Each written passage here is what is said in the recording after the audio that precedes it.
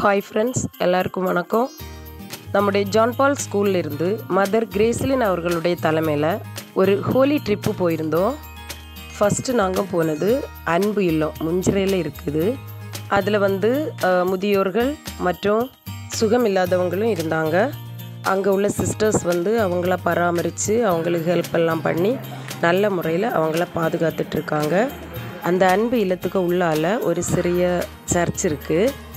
இந்த சர்ச் இந்த முதியோர்களுக்காக வச்சுருக்காங்க.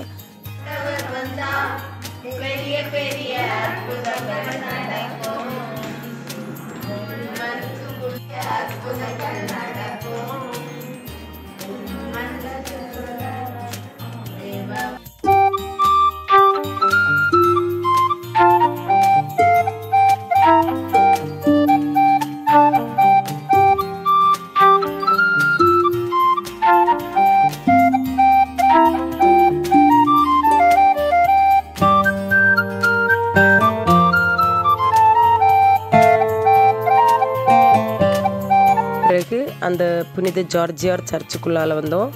தக்கலை டயோசிஸில் 3 சர்ச்சுகளை திருத்தலங்களாக அறிவிச்சிருக்காங்க. அதில் ஒன்று தான் இந்த புனித ஜார்ஜியார் சர்ச்சு, இன்னொன்று அல்ஃபோன்சா சர்ச்சு நாகர்கோவில், அப்புறம் மாலைக்கோடு சர்ச்.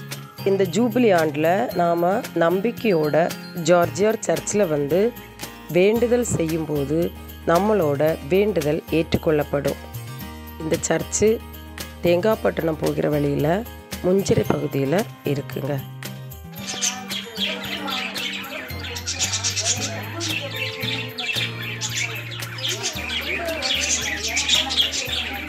அடுத்து அதே பகுதியில் இருக்கிற புதுக்கடை சர்ச்சுக்கு வந்துட்டோம். இது முஞ்சிரையிலிருந்து 2 கிலோமீட்டர் தொலைவில் இருக்குது. அதே தேங்காய்பட்டணம் ரோட்டில் தான் காணப்படுது. இந்த சர்ச்சு புதுசாக கட்டப்பட்ட சர்ச்சு. புதுக்கடை பஸ் ஸ்டாண்டு பக்கத்தில் மெயின் ரோட்டில் தான் இருக்குது இந்த சர்ச்சு. இந்த சர்ச்சு சூப்பராக வடிவமைக்கப்பட்டிருக்குங்க. சர்ச்சோட கோபுரத்தில் நல்ல முறையில் பெயிண்டிங் பண்ணியிருக்காங்க. இந்த வீடியோவை பார்க்குறவங்க வருஷத்தில் ஒரு முறையாவது இந்த சர்ச்சுக்கு உங்கள் வேண்டுதல்களை சொல்லிட்டு போங்க. கண்டிப்பாக உங்கள் வேண்டுதல் நிறைவேறும்.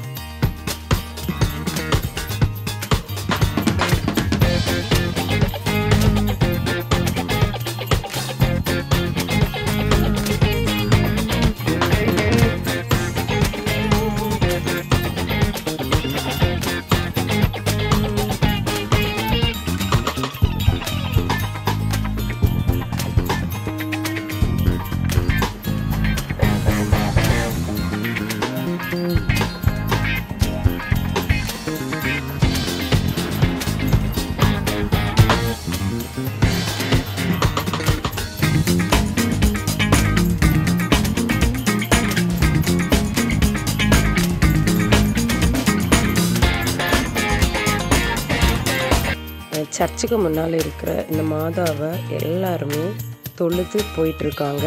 இந்த மாதாவை பார்த்து நம்ம என்ன சொன்னாலும் என்ன கேட்டாலும் நமக்கு நிறைவேறும். மாதாவை வணங்குறவங்களுக்கு மாதா அற்புதம் செய்துட்ருக்காங்க. ஒவ்வொரு வேண்டுதலையும் நிறைவேற்றும் போது மக்கள் காணிக்கையாக தங்கத்தினால வளையல், தாலி இதெல்லாம் கொண்டு வைக்கிறாங்க. அப்புறம் திருமணமாகாத பெண்கள் இந்த மாதாவிட்ட திருமணம் ஆகணும் அப்படின்னு கேட்டு இறைவேண்டுதல் செய்யும்போது அவங்களுக்கு திருமணமாகுது. அப்புறம் அவங்களால இயன்ற காணிக்கைகளை கொண்டு வைக்கிறாங்க. சர்ச்சோட முன்பகுதியில் தீர்த்த ஓட்டரை வச்சுருக்காங்க. அந்த தீர்த்த தண்ணியை நம்ம வலி உள்ள இடத்துல வச்சா நமக்கு அந்த வலி போயிடும். அந்த மாதிரி நம்பிக்கை இருக்குது. அப்புறமா இறுதியில் தேங்காய்பட்டணம் பீச்சுக்கும் போயிட்டு திரும்பி வந்துட்டோம்.